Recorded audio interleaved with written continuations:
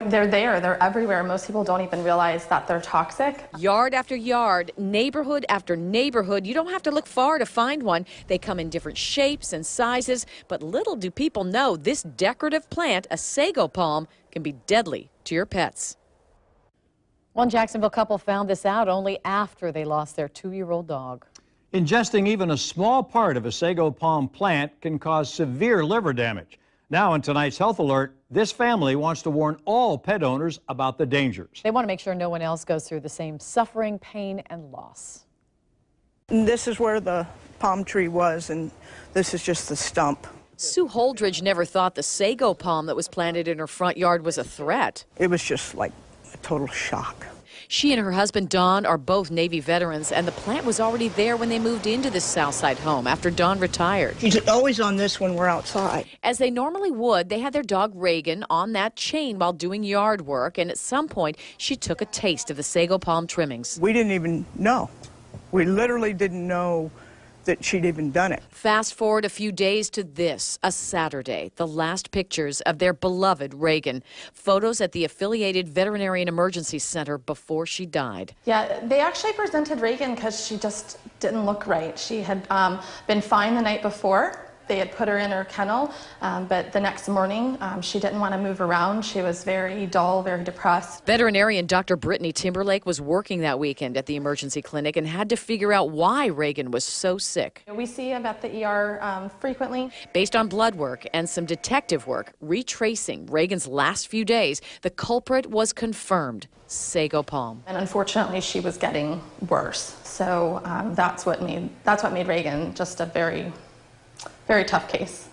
Over the next 24 hours, Reagan continued to decline and her liver was failing.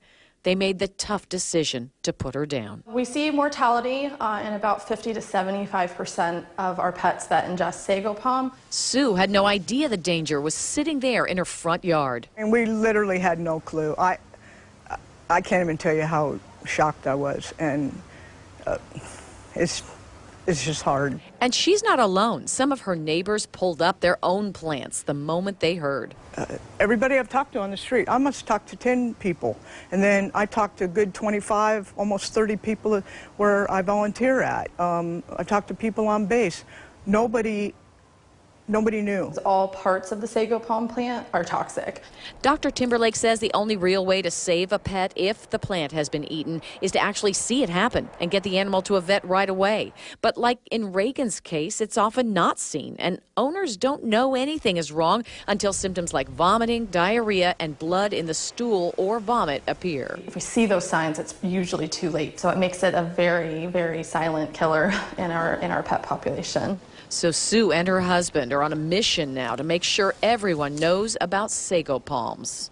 We need to get the message out, and I would do whatever else I have to do. If I have to pass out flyers at every vet's office, I would do that.